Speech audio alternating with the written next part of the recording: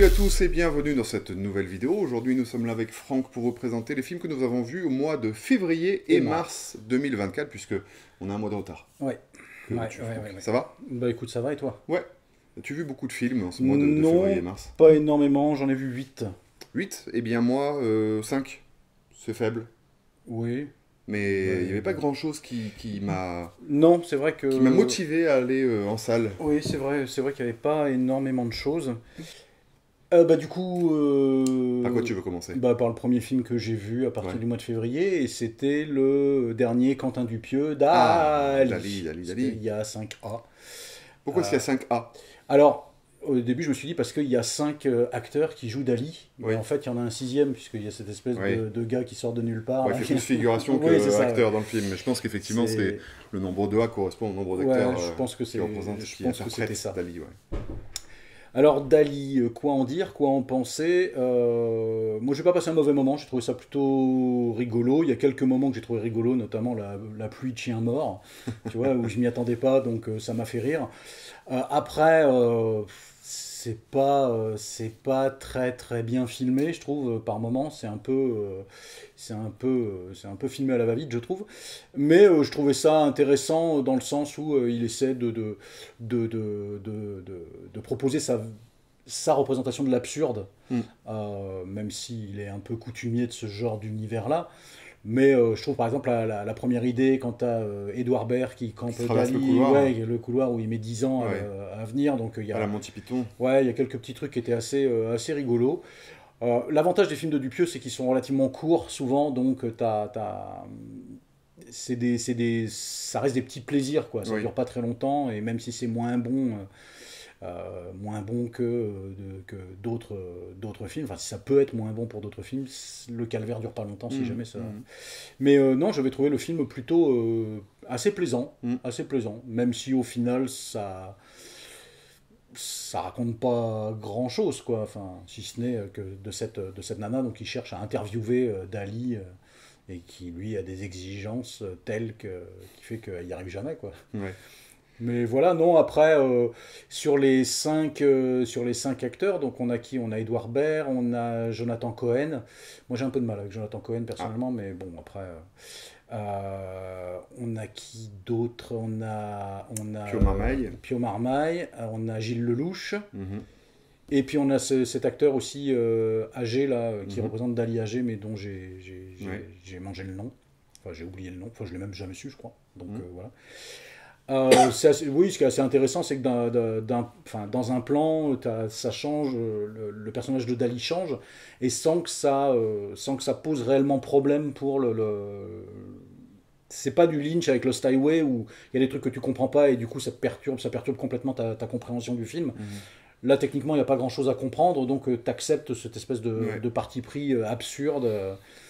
Oui, c'est vrai, c'est un peu une fresque qui est là plus pour nous plonger dans l'univers de l'artiste. Oui, enfin de l'interprétation que Dupieux en fait. Mais les gens qui le connaissent ont tendance à dépeindre ce côté justement multi-casquette et un peu fou, complètement... assez exubérant. Ouais, complètement exubérant, effectivement. En tout cas, je trouve que c'est bien de la part de Dupieux d'avoir su y insuffler de l'humour qui n'est pas forcément exactement le sien, ou en tout cas qui colle à son univers, mais qu'il est allé piocher justement dans des références qu'on a déjà vues 10 000 fois.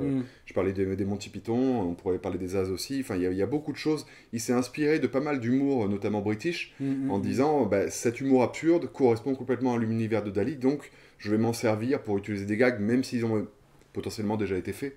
Tu vois, ça fonctionne énormément au travers de cet artiste-là. Ce qui est rigolo aussi, c'est que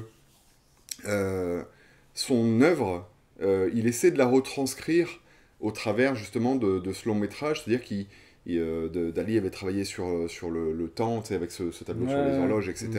Bon, c'est un exemple classique, mais c'est celui qui, je trouve, fait vraiment mouche. Et ben lui, il va s'amuser à justement distordre le temps, justement, avec cette fameuse traversée du couloir, mais aussi, il nous mélange complètement avec un passage que j'ai trouvé un petit peu long sur le moment, mais qui au final est assez plaisant, c'est-à-dire que Dali se met à raconter une histoire, et en fait on sort de ce rêve pour se rendre compte qu'en fait on n'est pas sorti du rêve et ça passe en boucle, etc.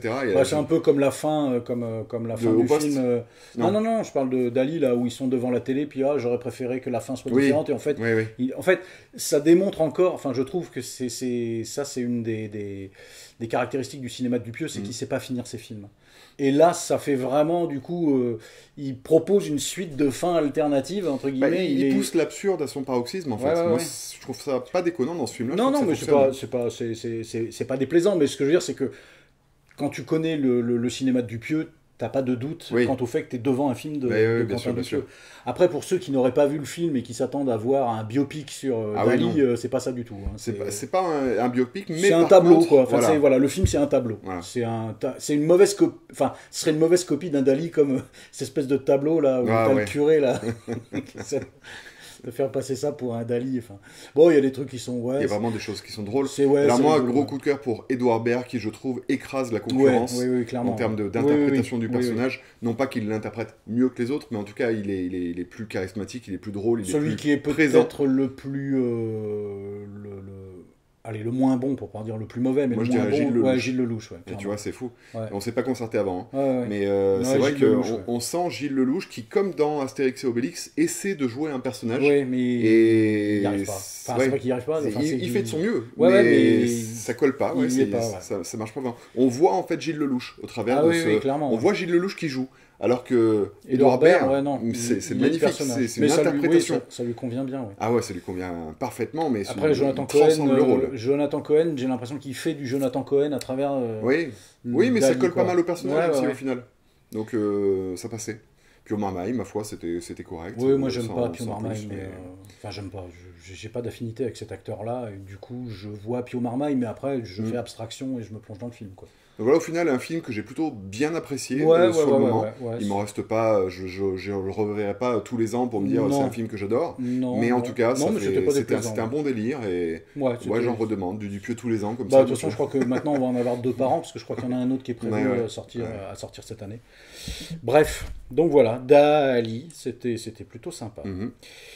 Ensuite, alors moi j'ai vu un petit film, alors c'est un film coréen je crois, qui s'appelle Sleep, de Jason Yu, un film de genre, voilà, on va dire ça, parce que ça c'est sur un mec qui enfile des slips. C'est presque ça, c'est un père alors c'est d'abord l'histoire d'un couple avec la femme qui est enceinte, et son compagnon a je sais pas si ça se dit, des crises d'insomnie, je sais pas si ça se dit. Et pendant, enfin non, c'est pas d'insomnie, c'est de somnambulisme, pardon. D'accord. Rien à voir. Et pendant ces moments-là de somnambulisme, il tient des propos qui sont vachement inquiétants et il devient potentiellement menaçant. Ça fait flipper un peu ça, non ? Alors moi non, j'ai pas eu peur, mais en fait ça fait très... Non, mais est-ce que c'est inquiétant ? Oui, voilà, c'est inquiétant. C'est inquiétant. Mais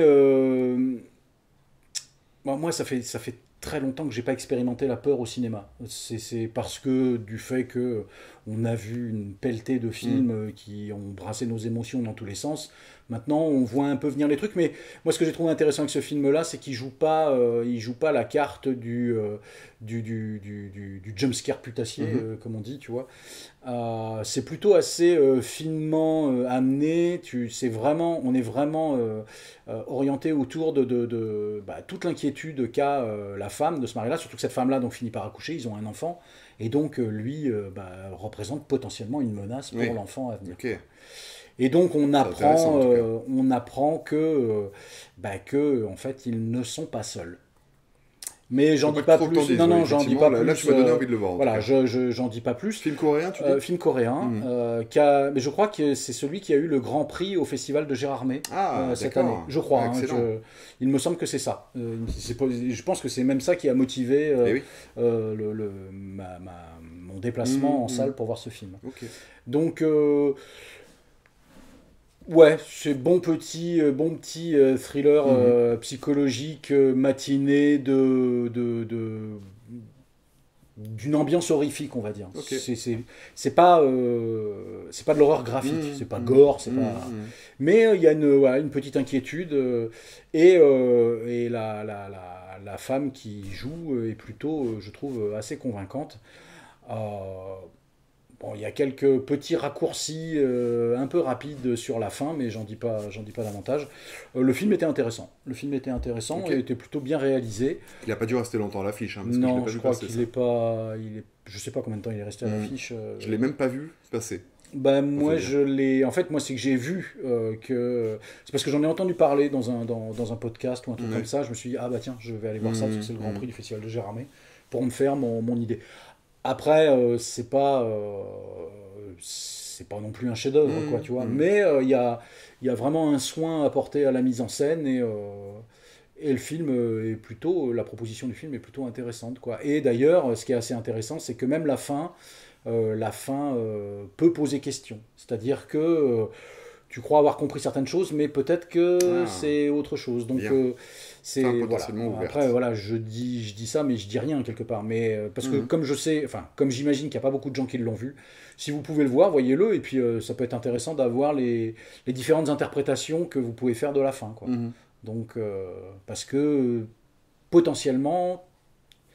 Est-ce que ce à quoi on a assisté, c'est bien vrai ou est-ce que c'est dans l'imaginaire d'un des personnages? Voilà, donc c'est voilà le petit film intelligent et intéressant. Cool, bien. Voilà. Moi, je suis allé voir Chien et Chat avec mes enfants. Oh mais. Pourquoi tu me juges? Non, mais de toute façon, je savais que tu allais voir un Franck Dubosc, que t'allais pas louper ça. Alors non, il m'arrive de louper des Franck Dubosc. Je me lève pas le matin à 6h pour aller mater un Franck Dubosc non plus. Mais alors, c'est encore une fois l'équipe de Philippe Lachaud, parce que c'est l'actrice qui joue principalement dans ces films, qui là est réalisatrice. Bah, puis Lachaud, il joue dedans, il joue un flic. Lachaud, il interprète un flic, et effectivement, Franck Dubosc, il interprète un voleur. D'accord, ça je savais pas. Et donc il y en a un qui est propriétaire d'un chien et l'autre d'un chat c'est un petit peu ça. Franck Dubosc récupère un chien, la femme a un chat et les deux vont devoir cohabiter pour retrouver leurs animaux qui se retrouvent égarés dans la nature. J'ai vu, alors moi de ce que j'ai vu, parce que j'ai pas vu le film, hein, de ce que j'ai vu dans les bandes annonces, déjà l'animation, moi elle me piquait un petit peu les yeux. Ouais, l'animation est au final pas si mal faite que ça. Pour un truc français, c'est plutôt convenable, on va dire. Je pense que le film se vend très bien à l'étranger. Et je pense que c'est un film qui vise vraiment un public essentiellement jeune et que ça fait son effet. Hein. Moi, je sais que mes enfants ont adoré. Je trouve ça plutôt drôle. Alors, si t'aimes l'humour à la Philippe Lachaud, c'est exactement la même chose. Hein. Attention, c'est toujours les mêmes gags de cheveux qui s'arrachent, de mecs qui tombent, qui s'envolent dans un arbre, etc. Enfin, c'est vraiment des gags complètement cartoonesques. Et du coup... Bah moi j'ai plutôt passé un bon moment parce que tu vois j'étais avec mes enfants qui appréciaient le film et puis si tu fais abstraction de cette côté animation entre le chien et le chat qui peuvent un peu être rebutants parce qu'il y a quand même des vannes qui volent pas très très haut en plus les voix c'est doublé par c'est Artus et la fille je sais plus le chien c'est Artus bon bref. Mais en tout cas, non, franchement, j'ai plutôt passé un bon moment, en réalité, hein, vraiment. Hein, c'est pas un grand film, mais par contre, c'est un film qui fait ce pourquoi il est créé, c'est-à-dire divertir et passer un moment familial. Donc, c'était plaisant. D'accord, ok. Bon, ça me donne pas particulièrement envie de voir, mais je comprends que t'aies pas envie de mater ça, il n'y a aucun problème. Bon. Ok, alors qu'est-ce que j'ai vu ensuite? Alors, j'ai vu un film de James... alors je sais pas comment ça se prononce, House, H-A-W-E-S, qui s'appelle Une vie avec Anthony Hopkins. Oui. Qui est cet homme. Juif qui raconte. Alors c'est un Anglais qui est juif d'ailleurs, je crois, qui raconte comment, avant l'invasion des forces nazies en République tchèque, en Tchécoslovaquie, a essayé de sauver un maximum d'enfants en les faisant venir et adopter en Angleterre. C'est un très chouette film. Très gai. Ouais, non, pas vraiment. C'est pas particulièrement fun, mais Anthony Hopkins est touchant. Moi, c'est un acteur avec qui j'avais beaucoup de mal à une période, plus à ses débuts, post-Silence des agneaux, tu vois. Et là, je lui trouve une humanité et le film est d'abord c'est un fait, c'est un fait historique, quoi. Et c'est le parti pris est assez. D'abord, moi, je connaissais pas ce fait-là. sur ce sauvetage de ces enfants-là. Et le film est véritablement touchant, surtout quand, à un moment donné, il est convié sur un plateau de télévision, donc Anthony Hopkins âgé, puisque ça se passe sur 2 périodes. Il y a les périodes dans le passé, où là, c'est évidemment pas Anthony Hopkins qui joue son personnage, mais... Ils n'ont pas fait l'offense de faire de du rajeunir. ou de machin, non. Mon Dieu, non, mais heureusement. voilà, non, et ça passe très très bien. Et du coup, l'époque, donc je crois que ça se passe dans les années... dans les années 80, si je dis pas de bêtises, mais voilà, je dis peut-être une bêtise, je sais pas, mais enfin bon, bref. Ou les années 70, je sais plus. Bref, où il est convié sur un plateau de télévision pour raconter un peu ce qui s'est passé. Et là, il rencontre un des gamins qu'il a essayé enfin, qu'il a sauvé, quoi. Et enfin, il y a une belle charge émotionnelle, on va dire, qui fait que le film, tu le regardes avec un réel respect. Je sais pas comment dire, mais tu regardes quelque chose à l'issue du film, ouais, tu as du respect pour ce film. C'est rigolo comme sensation. Enfin, je veux dire, tu respectes l'histoire. En plus, voilà, c'est bien interprété. Enfin, Anthony Hopkins, il est très bon et le film est voilà. Donc c'est pas fun, c'est pas drôle du tout, mais c'est un film qui gagne à être vu, ne serait-ce que pour avoir connaissance de cette époque-là, enfin de ce fait-là dans l'histoire, donc qui précède vraiment la Seconde Guerre mondiale, quoi, puisque c'est vraiment la montée du nazisme. Donc voilà, donc une vie, c'était pas rigolo, mais c'était bien. Ouais. C'était bien. J'en doute pas. J'étais sûr que c'était bien, mais j'étais pas dans le mood, moi, pour aller le voir, tu vois. Ouais, non, oui, après, c'est particulier, mais... Enfin, c'est particulier. Mais c'est un bon film. C'est un film solennel, j'ai envie de dire.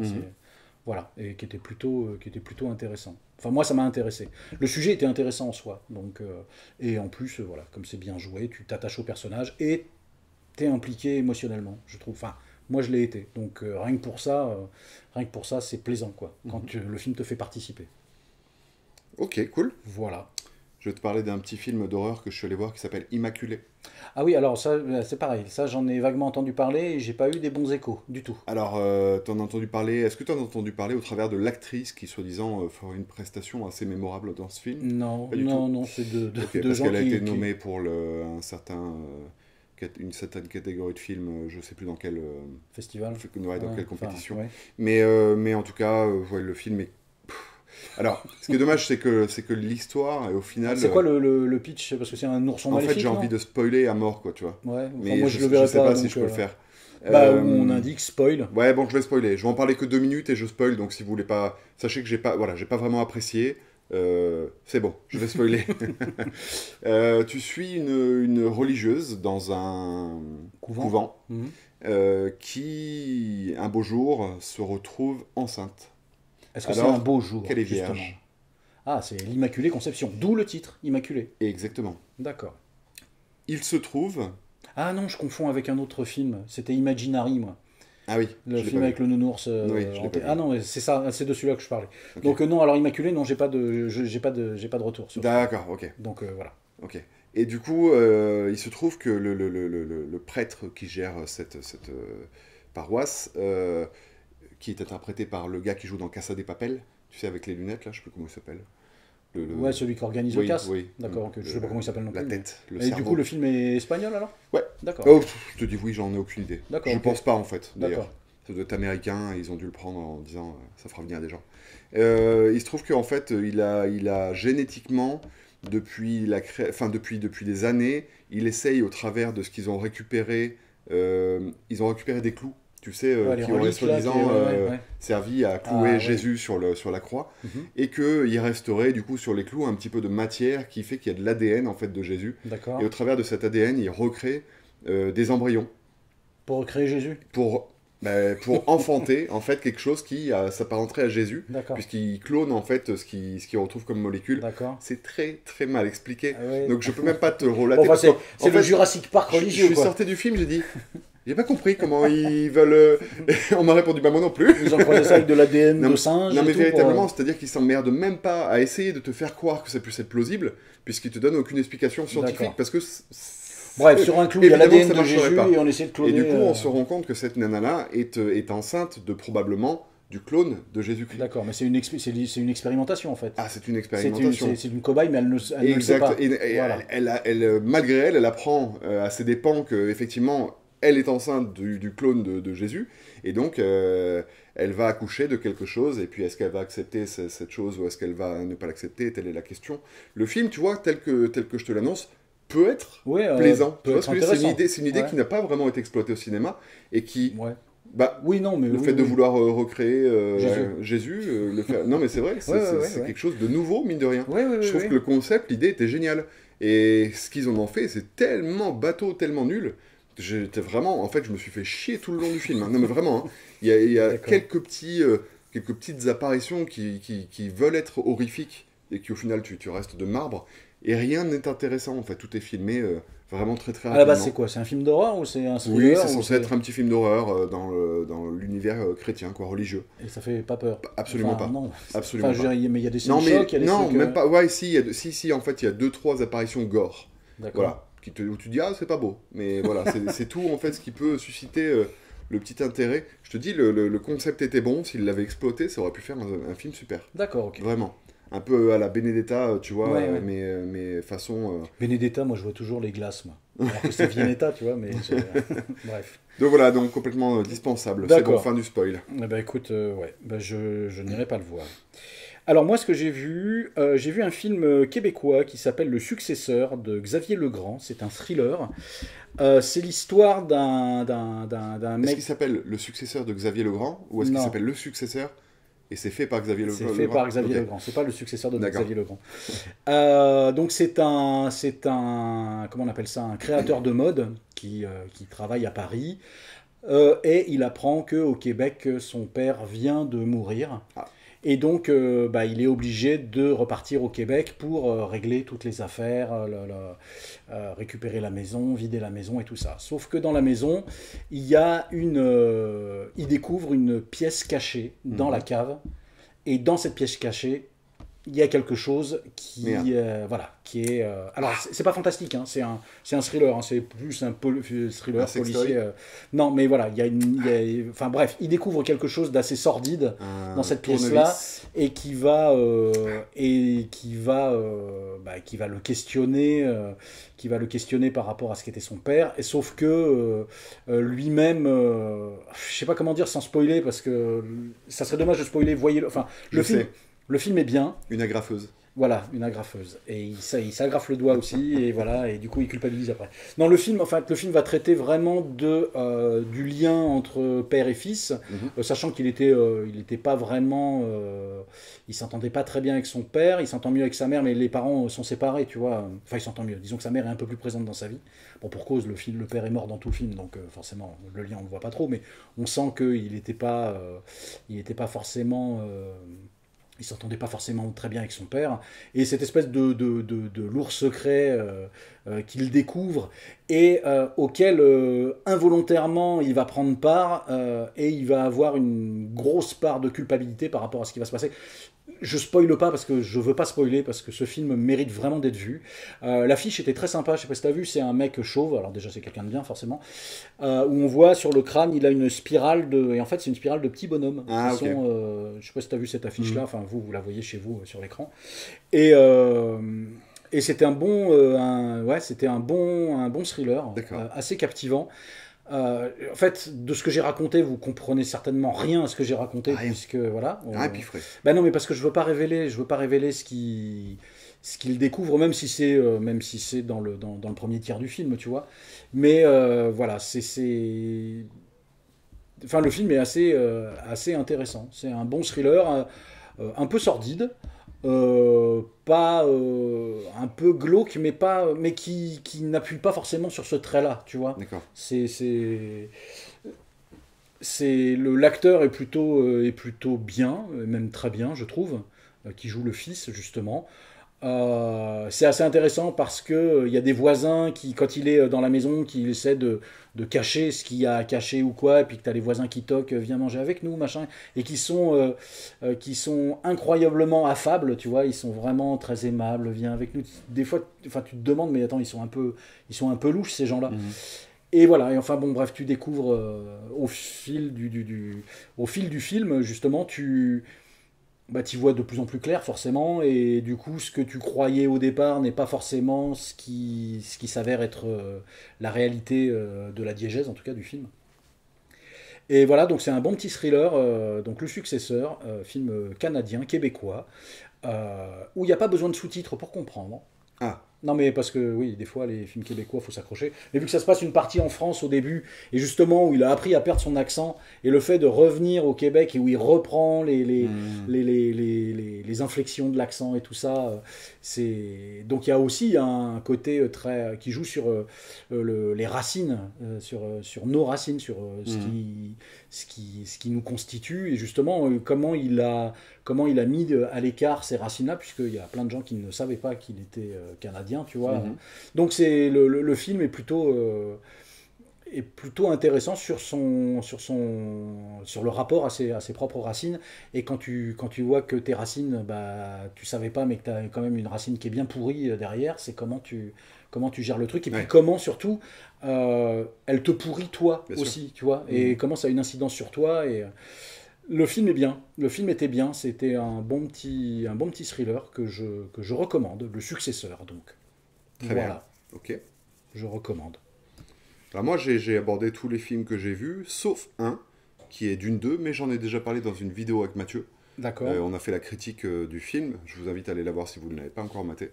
Mais il me semble que tu as vu. Oui, j'ai réussi à le voir, puisque je voulais le voir en IMAX et en VO. Alors déjà, la salle IMAX de Montpellier, il faut qu'ils changent les fauteuils, quoi. C'est épouvantable. On est mal assis, c'est horrible. Ça devient de plus en plus pénible. Dune 2. Alors déjà, j'avais revu le premier avant pour me remettre un peu dans le truc. Et j'avoue que, alors j'avais pas particulièrement aimé le premier quand je l'avais découvert en salle, et en le revoyant, je l'ai revu à la hausse. Oui, moi aussi. Je l'ai trouvé finalement plutôt regardable et tout. Et je suis allé voir Dune 2, et je l'ai trouvé long. je l'ai trouvé long, je l'ai trouvé très long. Parce qu'on a exactement le même ressenti. Et le problème, c'est que, alors visuellement, oui, ça envoie le boulet, ça envoie le steak et tout, mais en fait, je n'ai rien ressenti pendant tout le film. C'est-à-dire que aucune implication émotionnelle, ce qui fait que j'ai suivi le truc, mais je sais qu'il veut en faire un troisième, une suite. Donc alors c'est pas les enfants de Dune, mais je sais plus quel volet c'est. Bon bref, je sais plus. Je vais pas dire de bêtises. Et ben ça me voilà quoi. Ça m'en touche une sans réveiller l'autre, quoi. J'ai envie de dire. Voilà, non, j'ai pas grand-chose à dire. Après, il y a plein de trucs, enfin il y a plein de gens qui en parleront beaucoup mieux que moi de Dune, mais quand j'étais au cinéma, ce qui était intéressant, c'est que en attendant que le film commence, il y avait deux types qui étaient derrière moi, qui visiblement se connaissaient pas, puis qui ont commencé à discuter, et il y en avait un, c'était la 6e fois qu'il allait le voir. Ah oui. Il y en avait un qui avait fait la route depuis Narbonne pour aller le voir en IMAX à Montpellier, tu vois, et tout, et enfin il y en a, c'est leur c'est leur chef-d'œuvre, tu vois. Tant mieux pour eux. Oui, non, mais tant mieux pour eux, clairement. Mais moi, j'ai trouvé ça. Alors, je me suis pas ennuyé devant le film, c'est-à-dire que j'ai regardé le truc, mais je l'ai trouvé long quand même. Je l'ai trouvé long, et puis comme dit, tu regardes le truc et bah enfin potentiellement t'acceptes tout ce qui se passe, mais t'es pas fébrile à l'idée de savoir ce qui va se passer ou quel sort est réservé à tel personnage ou quoi. Ou c'est même quand t'as on peut spoiler bien sûr. Ah oui. Josh Brolin qui réapparaît, on croyait qu'il était mort et tout. T'as la séquence, les retrouvailles et tout, qui pourrait être un poil. Allez, c'est peut-être le truc le truc qui flirte un petit peu avec un peu d'émotion, tu vois. Il est content de le retrouver, mais enfin ça passe vite, et puis en fait voilà. Les parties pris esthétiques de cette espèce de presque noir et blanc chez les Harkonnen, là, notamment dans l'arène, là. Le combat et tout, où c'est le soleil qui fait une lumière blanche qui fait que. C'est un soleil blanc. Ouais, c'est ça, voilà. Qui donne ces teintes un peu. Non, mais bon, après, effectivement, les effets visuels sont sont plutôt réussis, mais je sais pas, si on parlait, bon, on parlait de l'effet waouh, tu vois, enfin, depuis Godzilla Minus One, devant Dune, ouais. En fait, c'est le fait de savoir que tout est possible et réalisable visuellement, que du coup, ça perd un peu de son ampleur, mais en fait, moi, les personnages, j'y suis pas attaché, quoi. J'y suis pas attaché. Et pourtant, je me souviens, quand j'avais lu le livre, bon, il y a très longtemps, mais le livre m'avait transporté, et j'avais trouvé ça extraordinaire. Bon, j'ai lu que le premier tome, mais qui est divisé en 2 tomes en poche, donc j'ai lu les 2 premiers. J'ai pas lu les suites, après, mais le bouquin original, le premier, moi j'ai trouvé ça extraordinaire. Quand je l'ai lu, j'ai trouvé ça. Là, je retrouve pas ça du tout dans le film, quoi. Je le trouve. Effectivement, visuellement, il est léché, il a une qualité technique irréprochable, mais je le trouve froid, quelque part. Enfin, tu vois, c'est... Donc, Dune 2, je l'ai vu, ça, c'est fait. Voilà, non mais... Oui, il m'a permis de revoir à la hausse celui de David Lynch, figure-toi. Ouais, alors moi, j'ai pas revu celui de David Lynch, je me suis pas... Ouais, je suis pas... J'avais déjà pas aimé à l'époque, mais... Sting, je l'avais trouvé insupportable, dans le rôle de Fedota. Je t'invite à le revoir, quand même. Oui, quand j'aurai le temps. Donc voilà, donc Dune 2, vous en avez parlé nettement mieux. Oui, t'es pas plus... On en a parlé pendant 45 minutes. Donc, j'avais pas vu la vidéo pour pas me... je t'invite à la... Oui, je vais la regarder. Je vais rajouter une vue de plus. On n'est pas plus emballé que toi. Ouais, non mais voilà. Bon. Malheureusement, hein, moi j'aurais aimé, passer un moment plus agréable. On a toujours envie de passer un super moment quand on va au cinéma. Qu'est-ce que j'ai vu d'autre? J'ai vu un film allemand de... Ilker Katak, je voulais voir celui-là, qui s'appelle La Salle des Profs. Ouais, je voulais le voir. Qui est pareil, qui est un... Très mauvaise distribution pour ce film. Là, il est à l'affiche au Gaumont. Ah, c'est vrai? Ouais. Je vais y aller. Parce que moi, je suis allé le voir au Diago. Mais comment qualifier le film? Un drame psychosociologique, j'ai envie de dire. Alors, il me semble, mais je dis peut-être une bêtise, que c'est basé sur des faits réels, des faits divers réels. Grosso modo, dans une école en Allemagne, il y a des vols. Certains professeurs suspectent certains gamins. Les gamins sont interrogés par les profs, mais on sent que les formes n'y sont pas vraiment, ce qui fait que les parents se fâchent un petit peu avec le corps enseignant. Sauf qu'on se rend bien vite compte que les vols, c'est pas les gamins, mais c'est une secrétaire, je sais pas comment dire, une responsable de la vie scolaire, je sais pas comment dire autrement, qui est filmée à son insu en train de voler, enfin qui est filmée à son insu. On voit juste sa robe et son bras en train de chipper de l'argent dans la poche intérieure de la veste de la prof qui a laissé ça et qui avait laissé son ordinateur portable ouvert, caméra allumée, justement pour confondre, sauf qu'on ne voit que la robe. Alors la robe, effectivement, c'est cette femme-là qui la porte, tu vois, mais on ne voit pas le visage. Évidemment, l'autre nie en bloc, et du coup, sur le caractère illégal de filmer les gens à leur insu, et tu vois, donc, et du coup, toutes les tensions, et toutes les tensions que ça amène, donc... ça donne pas envie d'être prof, ça donne pas envie d'avoir à gérer ce type de situation-là. Ouais. Mais c'est plutôt intéressant, même si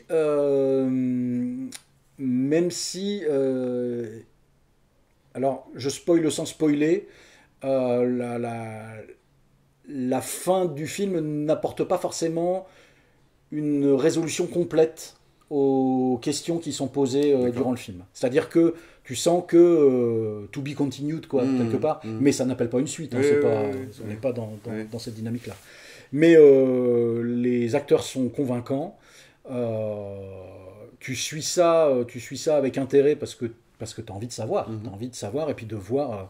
Mais je trouve que la fin te laisse un peu sur ta faim, justement. Et tu aurais tendance à te dire, mais j'aurais bien aimé avoir quand même un peu la suite, quoi, de ce qui arrive. Même si il y a des moments tu doutes, des moments tu es convaincu, et voilà, c'est ça qui est aussi intéressant, tu te poses des questions. Mais le film est plutôt bien, quoi, plutôt sympa. Ouais, j'irai le voir celui-là. Ouais, je le recommande, C'est un bon petit film. Je suis allé voir le nouveau film de Guillaume Niclou dans la peau de Blanche Houellebecq avec Blanche Gardin et Michel Houellebecq. Alors, c'était beaucoup mieux que La Tour. Ouais, bon, ça va. Mais c'était beaucoup moins bien que le film Vallée au fleuve. Voilà, Vallée au fleuve. Le style, on est dans une approche presque documentaire, quelque part. C'est Michel Houellebecq qui est convié, qui est invité en Guadeloupe pour être jury dans un concours de sosie de Michel Houellebecq. Et celle qui préside le jury, c'est Blanche Gardin. Donc Michel Houellebecq joue Michel Houellebecq et Blanche Gardin joue Blanche Gardin. Ça, c'est cool. Voilà, et donc en allant sur le lieu de la manifestation, il se trouve que le garde du corps est néanmoins ami de Michel Houellebecq, doit faire une course, et tu sens que ce mec-là, il trempe un peu dans des affaires un peu louches, quoi. Et donc du coup, Blanche Gardin et Michel Houellebecq vont se trouver confrontés à la police et menottés ensemble, et donc vont devoir... cohabiter. Ouais, coexister, et sachant qu'en plus ils prennent des champignons hallucinogènes, ce qui fait que ça part un peu n'importe où, n'importe comment. Je l'ai vu, et voilà. Voilà, je l'ai vu. Ouais, non, c'est pas... J'ai entendu des gens qui riaient vraiment franchement dans la salle. Moi, j'ai pas vraiment ri. J'ai pas passé un mauvais moment, mais je sais pas. C'est en fait, tu regardes le film en te disant, d'accord, tu me présentes ton univers, tu me présentes ton truc, d'accord, j'accepte le truc, mais je regarde, mais en fait, je sais pas, c'est pas, tu sais, tu t'attends, enfin, le pitch du film, ils te disent, ils vont vivre des aventures rocambolesques, mais en fait, c'est pas si aventure que ça, quoi. T'as l'impression des fois d'être devant un délire de stoner, quoi. Tu vois, je sais pas, moi, Blanche Gardin, je l'ai trouvé plus drôle dans certains de ses sketchs, tu vois, que là, dans le film. Voilà, Michel Houellebecq, par moments, il frise un peu le pathétique. Mais voilà, non, ça se laisse regarder, mais voilà, c'est pas la comédie de l'année, quoi. J'ai pas trouvé ça particulièrement drôle, mais c'est un objet filmique, alors je dirais pas forcément à voir, mais voilà, j'ai satisfait ma curiosité. On est un peu dans l'ovni cinématographique, non? C'est pas, non, pas forcément dans l'ovni, c'est plus dans l'anecdotique. Okay. C'est plus dans l'anecdotique. Il y a Francky Vincent dedans dans le film. Ça, là, tu viens de me donner envie de le voir. Qui chante la Marseillaise. Voilà. Mais non, Si, il y a quelques passages assez... En fait, ce qui est assez intéressant, c'est que... Guillaume Niclou fait un parallèle avec l'histoire de la Guadeloupe et des créoles guadeloupéens, et notamment de l'esclavage et de ces gens-là qui sont issus de l'esclavage, et comment certains se mettent en avant ça, et pour demander... à ce que l'État français demande pardon ou reconnaisse ses torts ou machin ou quoi. Et ce qui fait que le film, à plusieurs reprises, tu as des incursions limite documentaires sur les gens qui s'expriment sur la manifestation, l'anniversaire de l'abolition de l'esclavage ou machin. Donc c'est quand même assez appuyé. Et ça vient... et en fait, tu as ces deux personnages-là, enfin les personnages, parce qu'il y en a plusieurs, mais dont Blanche Gardin et Michel Houellebecq, qui évoluent dans un contexte auquel eux sont un peu étrangers, si tu veux, et on leur reproche quelque part d'être français et blancs, donc du coup d'être les descendants, entre guillemets, des esclavagistes, quelque part. Et ce qui fait que ça donne lieu à quelques scènes de conflits entre les créoles et eux, sachant que les créoles parlent vraiment le créole guadeloupéen, ce qui fait que tu comprends pas ce qu'ils racontent quand tu parles pas le créole.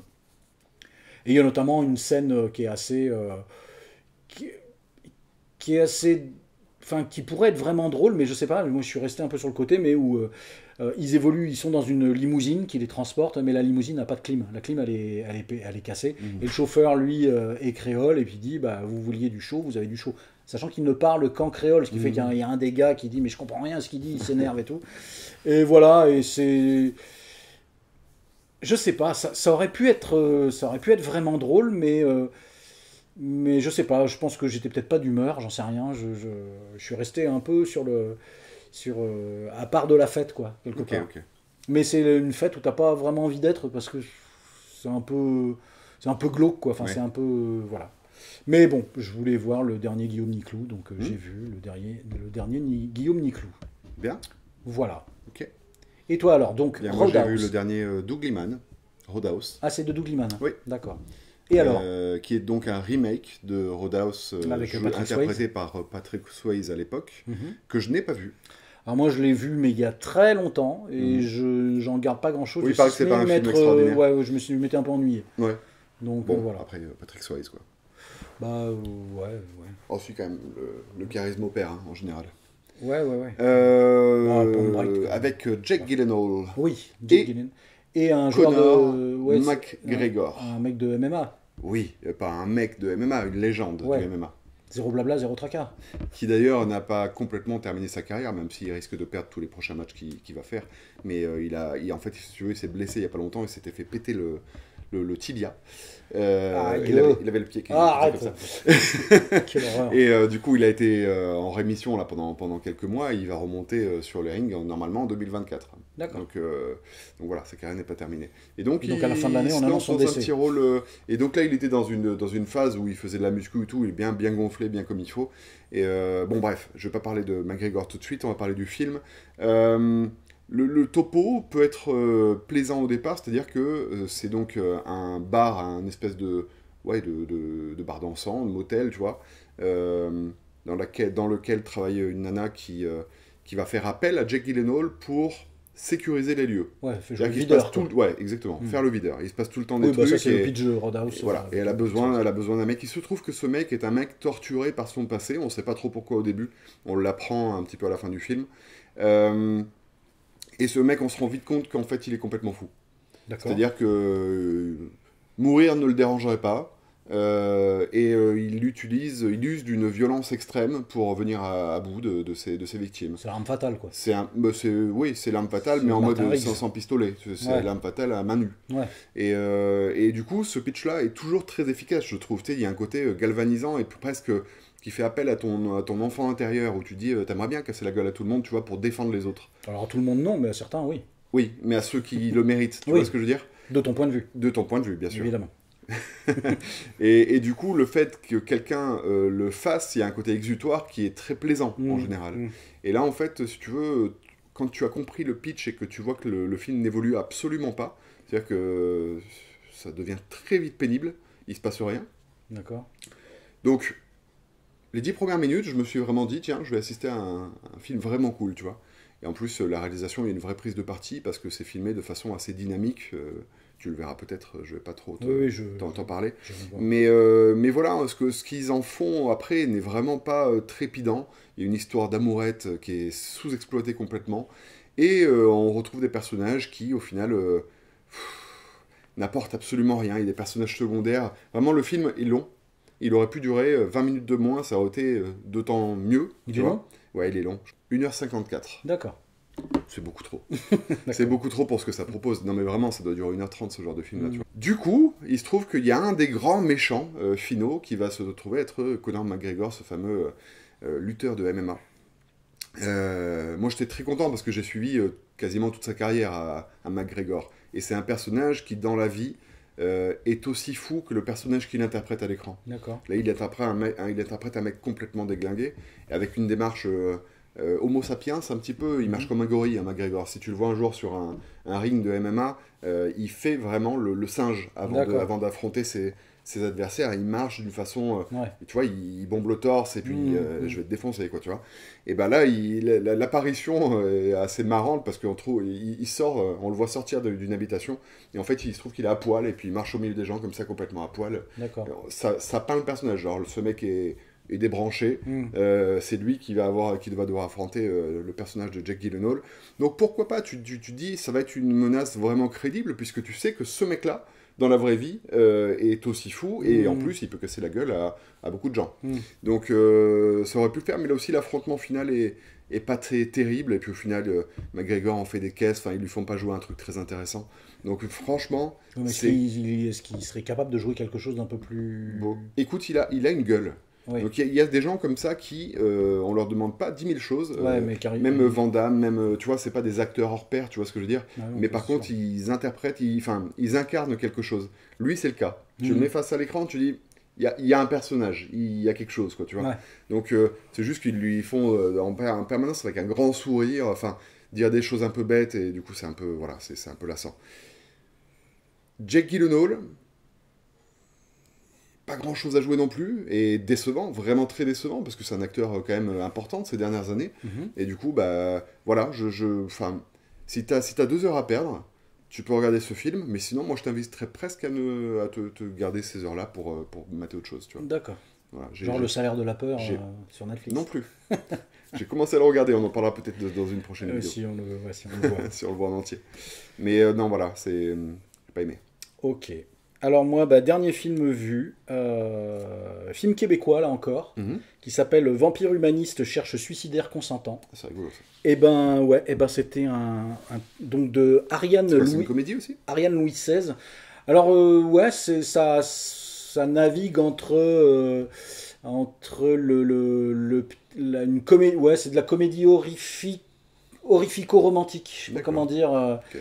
Mélange de genre. C'est grosso modo l'histoire d'une vampire qui refuse de tuer des gens. Ah oui, c'est pas pratique. C'est parce qu'en fait, elle a ce vice d'avoir de l'empathie, de la compassion. Et du coup, voilà, elle se nourrit que de poches de sang, tu vois. D'accord. Des trucs chopés chez les médecins ou des trucs comme ça, quoi. Et jusqu'à ce qu'elle rencontre un jeune homme, un ado, mais elle c'est une ado aussi, elle rencontre un ado qui lui veut en finir avec la vie, qui aime pas la vie, et donc ils se rencontrent dans un groupe de parole pour suicidaires, tu vois, les suicidaires anonymes quelque part. Okay. Et il serait content de donner sa vie pour une noble cause, et donc pour elle. Et c'est assez rigolo parce que à côté de ça, cette fille-là, donc, elle est chassée de chez ses parents parce que son père lui dit, il est en conflit avec la mère parce que la mère essaie de la forcer à aller attaquer quand même. Et son père lui dit, non, mais tu peux pas la forcer à faire quelque chose qu'elle a pas envie de faire. Donc il y a déjà du conflit. Donc à un moment donné, ils envoient la gamine chez sa cousine. Et sa cousine, elle invite des mecs et puis elle les éventre dans le alors c'est pas, c'est suggéré, c'est pas montré, tu vois. Mais on entend des hurlements, des machins. Des trucs, voilà. Le début commence de façon assez fun. Et ce fun-là est pas tout à fait maintenu sur la durée. Ce qui fait que ça aurait pu être un peu plus fun. Mais par contre, tu t'attaches vraiment au personnage. C'est-à-dire que moi, j'étais vraiment charmé par les deux, par ce jeune couple-là. Et puis moi, quand le film s'est terminé, j'étais content. J'avais passé vraiment un bon moment. Le film, il dure pas très très longtemps. Enfin, pas très longtemps. Je sais plus. Mais il m'a pas semblé durer très longtemps. Il doit faire peut-être entre 1h30 et 1h40, tu vois. Le film est plutôt chouette, plutôt et ce qui est assez rigolo, non, c'est pas rigolo en l'occurrence, mais à la fin du générique, t'as si vous n'avez pas d'amis, grosso modo, t'as le numéro de SOS Amitié, quoi, tu vois. Donc parce qu'ils abordent vraiment cette thématique-là de la solitude, du suicide, du désir de suicide et tout. Moi, je suis allé voir parce que je trouvais le titre rigolo. Ouais. Et franchement, le film vaut vraiment le détour. C'est vraiment un bon petit film. C'est de l'anti-Twilight quelque part, mais c'est pas de la comédie absurde ou irrévérencieux ou ce genre de choses, mais c'est grosso modo des problématiques très concrètes, très très très très humaines sur le statut du vampire. Donc on n'est pas dans le folklore, quoi. Mais tu vois, le film s'ouvre, en fait, c'est l'anniversaire de la gamine. Alors on a au début du film, elle est toute jeune, tu vois, puis après dans le reste du film elle est ado, et ils font venir un clown Donc le clown il est nul en plus, il est pas drôle, enfin et puis il est incompétent et tout. Et puis après t'as les parents qui se regardent, qui commencent à se lécher les lèvres et tout. Bon, on va peut-être passer aux choses sérieuses maintenant, tu vois.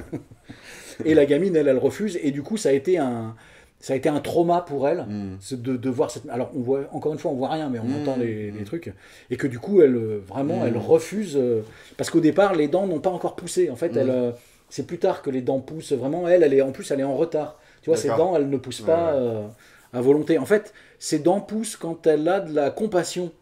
Mais du coup ça vient en contradiction avec ce qu'elle est quoi.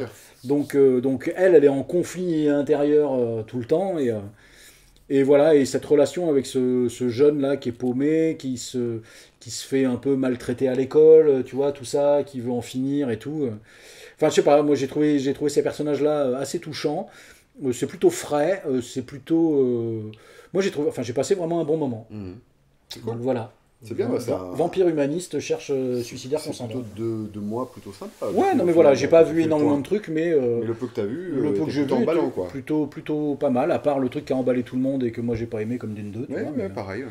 Mais ouais, non, c'était. Franchement, je te recommande Vampire humaniste, cherche suicidaire consentant. Je vous le recommande. Si vous avez l'occasion de le voir, allez le voir. Moi j'ai passé un bon moment. Voilà, j'ai passé un bon moment, un vrai bon moment. J'avais le sourire à la sortie et c'est plutôt cool. C'est plutôt cool de ressentir ça. Mais effectivement.